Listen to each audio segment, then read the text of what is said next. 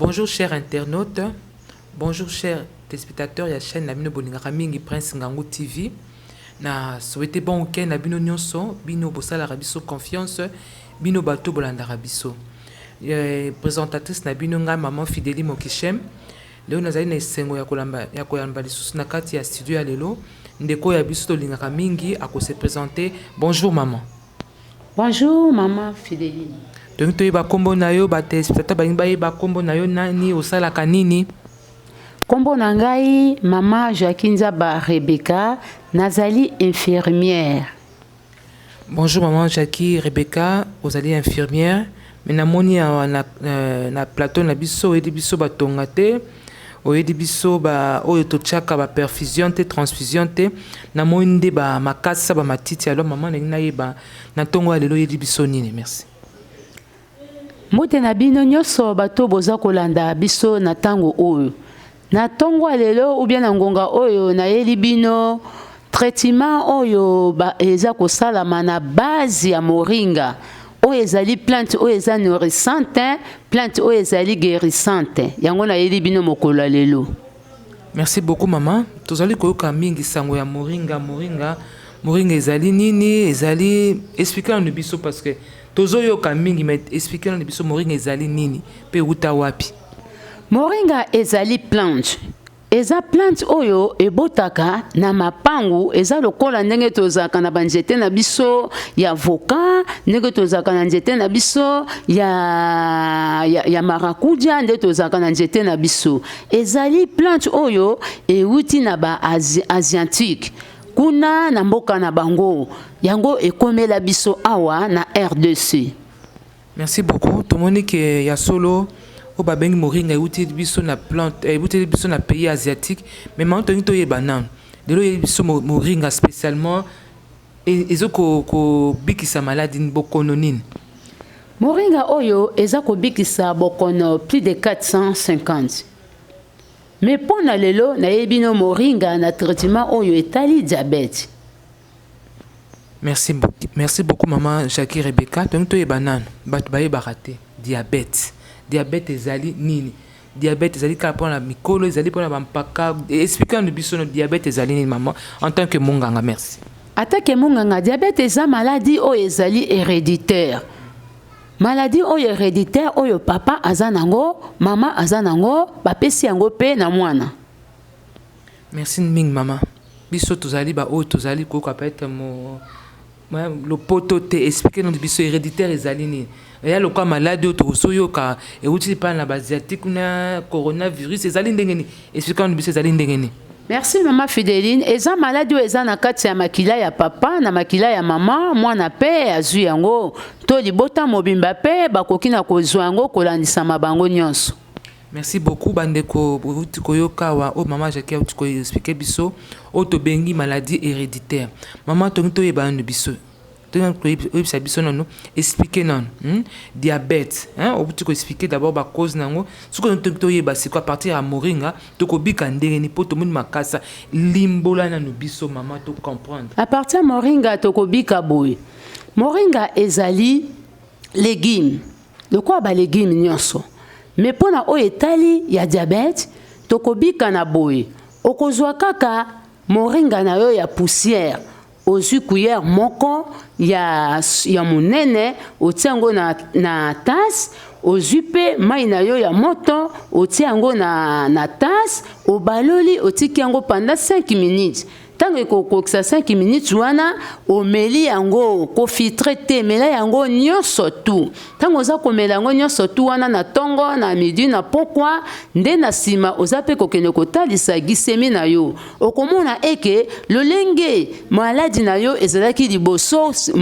ya komata sukali ekomi stable ekomi kozala na lolenge moko ya komata lisusu te. Wana omoni ke lobiko na yo eza kokoba na koya.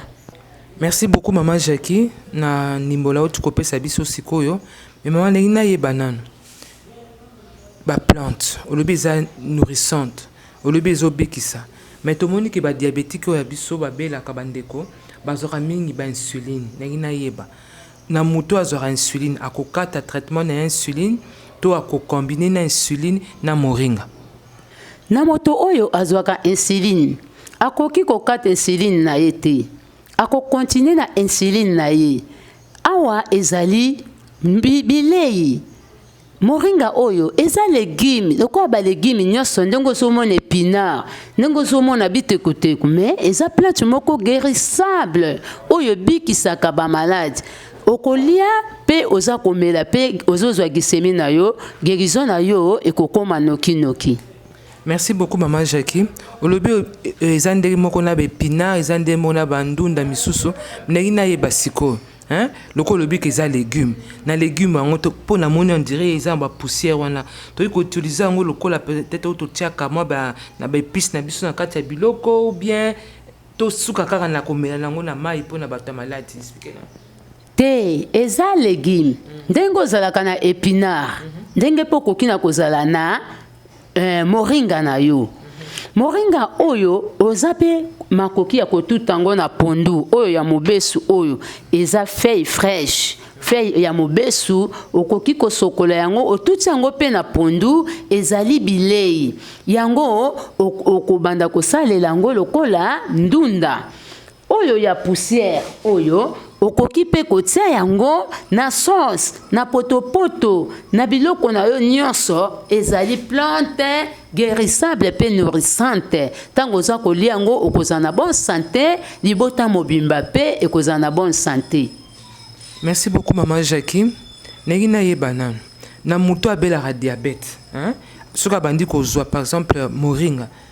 bosi tozi ba témoignage que non muto azaki peut-être na to moko élevé ya glycémie to ango ekiti tongi to yebana po batu balinga pe koyoka mwa témoignage parce que ya solo penza ezali ko bikisa est-ce que Mama lobana no yo en tant qu'infirmière ya solo ba témoignage ezali ebele moringa oyo ebandi lelo te ponga lelo pe Mama Jackie na ya kobima liboso na bino pona kokabola na bino pona zi occasion oyo ya koya kobima ebele pe o bazolanda ngai bango pe basalaka traitement à base ya moringa bayebi ebanda depuis 2010 babikaka ba témoignage ebele bato baza kobika komona nga na banda kosela moringa to na ngai ya glycémie ezongi vraiment stable donc ezongi malamu vraiment ba témoignage eza ebele. Merci beaucoup Maman Jackie. Tout ça vraiment au but de l'obakana. La preuve à l'appui. Maman Jackie Yawana a témoigné effectivement batu bazali kobika. Maman Jackie na emotuna musupe zali ko matanga yawa. Tout le monde qui est malade babengi diabète bakolo pe bana bazali kobela maladi wana. Nina ye basiko pona bana. Hein? Kaka traitement moko na ba mikolo et puis question mususu pe susu. Olobi zali bilei. Pour na banu babela rappel moi quoi choco hein pour le bibile au biba ba vitamine mingi za na kati na mama limbola na mama ya solo ezana ba nutriments ebele na kati ya moringa mwana oyo aza kobela pe crochoco azana makoki ya kozwa poudre na biso ya moringa tango mama asaleli ye potopoto na ye akoki kozana mwana oyo aza kobela crochoco okozwa kaka kuyero ya mokie mwa otiango na katikati ndambu otie na potopoto ya mwana wana obaloli pe mwana wana akolia po yango ezali nourrissante eza bilei. Merci beaucoup Maman Jackie tongi to basikoyo na ba kisi na biso ya lopoto ba komaka ezali posologie ou mode d'emploi na o itali moringa na biso to sale yango ndenge nini. Posologie na biso to quantité oyo moto akoki na kozwa ya poudre na biso ya moringa ezali boye. Mutu akozwa cuillère moko ya munene ya moringa na biso etonda penza makasi boye to kotia boye azwi cuillère moko atiango na kati ya tasi tanga kotiango na kati ya tasi mai na ye ya moto oyo atokisaki na verre esa tokisaki mai na ye ya moto na verre sikoyo mai oyo ya moto oyo atiaki na verre ye akozwa kaka mai oyo atiango na kati ya tasi na biso atie etonda penza te yo moko oyebi oza moto oyo salelaka ozwi otie aye okozwa kaka lutu oyo salelaki obaloli otiki yango pendant 5 minutes Tant yo kotika yango pendant 5 minutes wana po refroidi mwa mukie na sima nango tango ko refroidi ko tamiser yango te to oyo babengaka na lingala na biso ko lekisa yango na passoire te okomela yango kaka bongo na ba nutriments nango oyo ndenge bimi na ba feuille nango okomela yango bongo tango okomela yango tongo midi pokwa pona ba oyo baza na ndako oyo akendaka na ye musala akomela kaka na tongo tanga za kolamuka na pongi ya mboye abanda kolia pe tanga koya na musala na pokwa ameli na ye traitement na ye wana ekozala malamu quantité nango yango wana. Merci beaucoup Maman Jackie. Nangina tuna isu motuna mususu. Pour toujours le diabète ezoloba mingi. Tolobaki cause héréditaire, mais maman tonto yeba li supo lobi ezali bilei. Est-ce que na bilei tozali ko lia pe biso abi n'importe comment. Yango pe ezali ko memela biso pe maladie ou bien kozanga ko yeba ou bien bimela mela. Yango pe ko causer pe diabète pa na biso batu. Ya solo. Malgré esa maladie héréditaire, mais ebele na biso batu toza koyeba lolenge ya kolia te. Kolia na biso tolie mabe ememeli biso pe lelo oyo ba diabète. Par exemple, mutu aza kolia aza komela, aza kolia aza komela en mangeant à buvard eza mabe. Bongo moye estomac asala musala na ye ya kokabola bilei na ba parti nyonso tu ya nzoto ezate pona nini yo oza kolia par exemple fufu na biloko oza komela mai eza malamu te yango pe ezali moko ya ba cause oyo koki kosala mutu oyo pe akoma na maladie oyo babengi ya sucre. Mutu esengeli lia olie tina suka sima nango omeli mai na yo wana nde ezali lolenge mutu akoki kolia. Merci Maman Jackie. Eza moi pas cité olie ta musolo ke kangami na mungongo mela mai te ata yo moko mama kozela titango sisa kolio mela mai eza na bato soba mesana alie mwa muke ameli mai talaka biso mboka o mulunge ezali mingi to mela rape mai mwa mingi mama wana okoloba na biso nini mama. Soki olingi avant olia osomela ki mai na yo liboso wana sima nango obandi kolia na yo me yo oza kolia oza komela mai ata yo moko biloko eza koteba na kati ya mai estomac toza kosunga ngo te moye ekabola biloko o ekende na boye eza te estomac pa komaka na confusion azoyeba lolenge akoki na kokabola te yango moni maladie ya sukali eza kokomela biso ebele. Merci mingi bandeko. Bozali ko yekola lokola ngake komela mai pe na ndenga mabe pe zali kopesa pe diabète kamwisi pe ngai pe na prendre ndenge moko na bino. Maman Jackie tonto yeba sikoyo. Diabète. Na par exemple moto diabète to ezali très élevé basi ba kataye peut-être moi lokolo moi boye. Est-ce que yé pe ça ka recommander azwa pe ka moringa? Oh, eza recommandé azwa moringa. D'ailleurs, kaka moringa yango azape traitement ya pota okoki pe na mutu ya diabète kozwa kaka poussière ya poudre ya moringa otiango na huile na yo d'olive osali mwa pâte oza kotia pe na pota na yo eza malamu mingi ata na mutu bakati lokolo ye pe aza capable ya komela poudre na biso oyo traitement oyo eza malamu mingi. Bandeko batali bino mo bozali koyoka tozali koyoka ba vertu ya moringa pona bato beja basi bakata ye mwa lokolo mwa boye moni espoir ezaka lisusu te mais tomoni ke na ba plante nzambe apesi biso awa moringa ezali capable ke estabiliser pe glycémie pe ya moto. Mama Jackie nangina tuna isusu motuna mususu tongi toyeba nani moringa ngo eza na balabala tokozolango wapi par exemple biso par exemple so na bina za na posa moringa na benga Mama Jackie na koza Mama Jackie wapi na kosala nini na kaneka na zandu e bonu kelanga moringa na koyeba ngo pe ndenge nini eza ba fleur eza mama expliquer nani. Moringa aza nzete moko ya mulai boy abimaka lokola o babengi paka kasi ye aza ba fleur na ye azana na fleur mikie azaka na batige toko soye kaka na bamapangu ekomi ebele na bamapangu na biso parce que bandeko na biso baindien bayebisi biso badécouvrir eza traitement ya bamaladi ebele mikolo oyo ekomi na bamapangu ebele bakomi kolona plante oyo babengi ya moringa nango yo pe mama lona plante wana na ndako na yo na jardin na yo na esika otia biloko mosusu senga ata boutir yango balona kango ata boutir kaka nzete oke kolona ngo otiango na chasse otie mabele ozotia mai ekobima donc ezali bisika nyonso oyo bato bafandi eza na mapango na bango. Merci beaucoup maman Jackie. Tongi toyeba neti par exemple moringa oyo biso lelo ozwaki yango wapi puis tie koma na ndenge tomoni boye expliquer na biso ndenge osalaka mpona traitement ya moringa mpo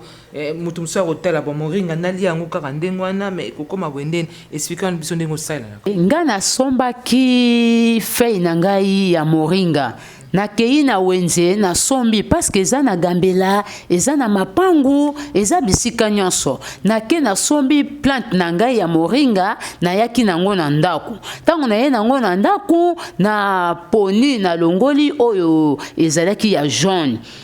yango mpona kosomba yango il faut tala moringa oyo ebimisi fleur wana oyebi ke wi nzete na ngai oyo ntango na kosala plante na ngai ntango na kobimisa poudre na ngai ekozala malamu ntango na sombi na ye na longoli oyo ya mabe na longoli yango na banzete nango na baracine na longoli ekomi nde bozomona moko boye ntango ekokoma moko boye nazwi babassin na ngai ya mai na bandi kosokola na kosokola yango ata mbala misatu mpona kolongola poussière po ezaka salite te kaka poussière na sokoli na mai ya liboso ya mibale ya misatu ntango nasisi kosokola nazwi nati na ngai etoko nasombaki etoko kosomba etoko batekaka yango 3500 betoko na biso oyo baza kotambusa nasombi otandi yango na moi pendant 2 heures du temps po mai wana oyo otiaki osokolaki emeka kokauka ntango na ekoma 2 heures du temps ekoki olongoli yango na moi wana okotisi yango ata na veranda na yo ata na ndako na yo esika babengi à l'ombre donc esika oyo ezali ya molili eza na lumière mingi te nango mopepe eza kokota poye akawukaka na mopepe akosala pendant 3 jours soki asali pendant 3 jours nake kotala namoni ke ya solo fei na ngai ekauki ngai sikoyo nakozwa eboka nazwi eboka na ngai mpona baoyo bakendaka na mashini bayebi meme ngai mpo nazala sur na traitement na ngai lolenge nazosalela mpona bamaladi na biso mpona bato nyonso bakrian na biso nakozwa yango nabandi kotuta natuti yango na eboka natuti kino ekokoma poudre ntango ekokoma poudre ngai nakozwa passoire natamize yango po naza na posa ya kozwa poudre oyo babengi fini nakozwa poussière wana ntango nakozwa poussière wana nde ngai natia yango na bokal na ngai nde lolenge ya kosala fei na biso oyo babengi poudre ya moringa. Merci maman Jackie. Mais ero lobi litoko tolayelaka nango totiele moringa likolo bien ezali litoko moko spécial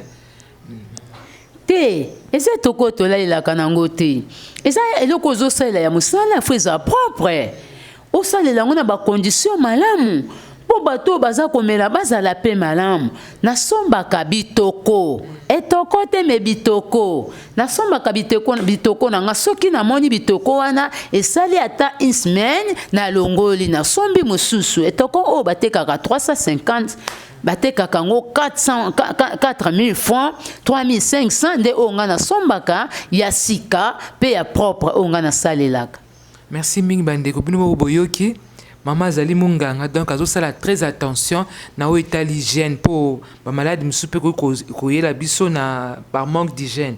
Maman ndenge nayeba sikoyo soki tosisi par exemple tokomi na niveau ya poudre na biso tokotia yango wapi tokotia yango na baarmoire na biso tokotia yango na oyo tobengaka sac en plastique basachet tokotia yango na milangi tokobomba yango ndenge nini? Pour la conservation ya moringa batiaka ye na saki te, na saki lokola saki moko ya fufu boye saki moko boye batiaka ye te wana ekobeba. Conservation na ye moringa batiaka ye na bocal ya vin en verre pe na bocal ya plastique lokola oyo toza nango awa bomoni eza ya verre na mufinuku nango il faut kofinika ye ata oyo te oza na bocal na yo ya mulai boye na couvercle nango otie soki pe oza na oyo ya plastique otie na mufinuku nango okangi wana conservation nango ata inane ata 6 mois akobebaka te. Merci beaucoup maman Jackie. Ce que c'est la conservation ya tangu mulaibo ya 6 mois une année. Donc tu ko sala nango pe ndingo lobaki liboso to tie nango na biloko n'importe quel biloko pondu. Maman to ko tia ngo na ba limon mususu. Oh, pona conseil ba maman, ba papa obozo landangai. Yo mutu ozonyo kwa manabana. Ozana banémique bazosila makila pamba mama moringa aza kaka pembe na porte na yo omoni moringa oyo aza na fer aza na calcium aza na potassium aza na magnesium aza na vitamine A koleka carotte aza na vitamine C koleka orange aza na ba vitamine nyonso aza pe na potassium koleka bitabe oyo bana baliaka tango oza na mwana na oyo anémique okomona pasi te moringa batiaka ye na pondu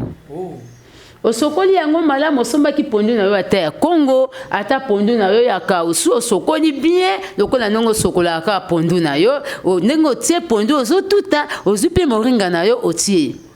ekosunga libota mobimba bakozala na santé kitoko moyo somba calcium eza te moyo somba potassium eza te moyo somba magnesium eza te nyonso ye aza nango na kati okomona libota ekozala malamu na esengo bana bakozala na bonne santé mpo babela ekozala pasi na bana wana mpo babela parce que ozosalela moringa na yo. Merci beaucoup maman Jackie. En tout cas tozoko découvrir makambo ya kitoko. Na kati ya pondu pe kobakisa moringa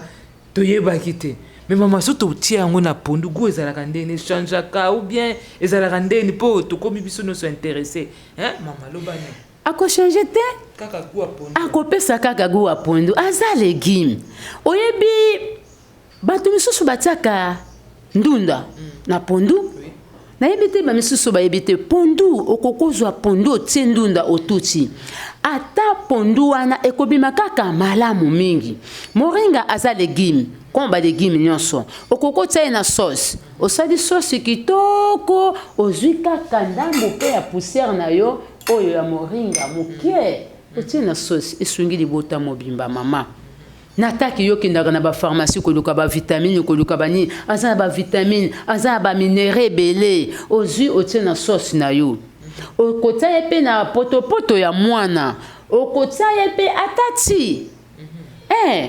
soki mpo lobi na bana osomba esu lipton te bana na nga bamela ti oyo babengi yango ya fei ya moringa omoni kaka oyo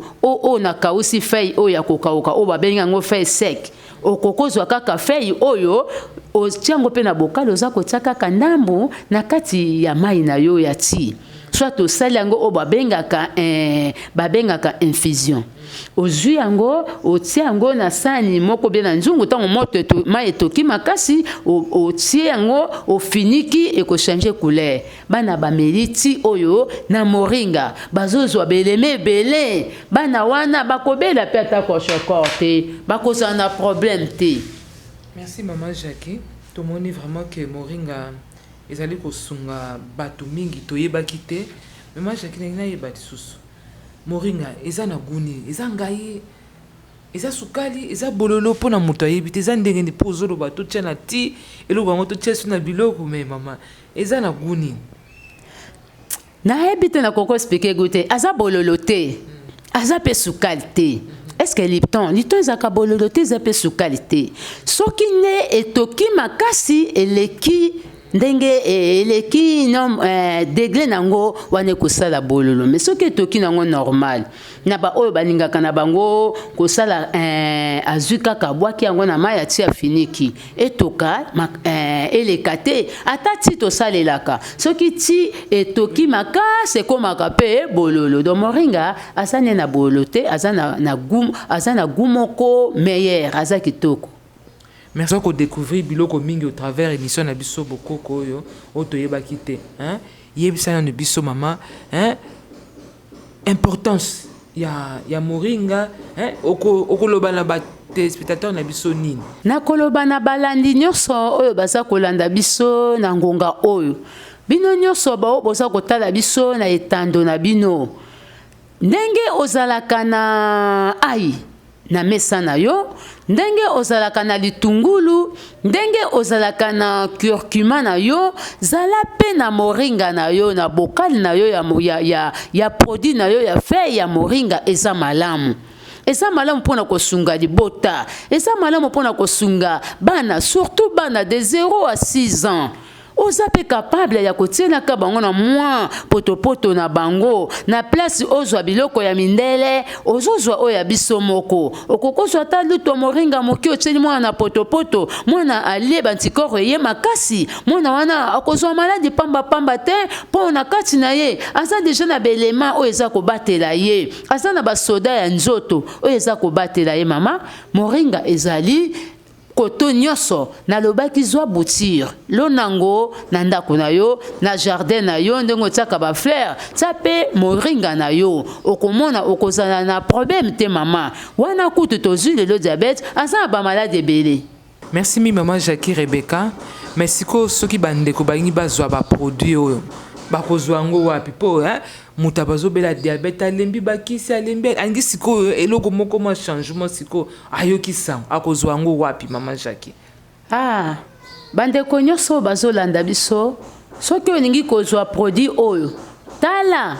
na etando na biso ya mokie lolenge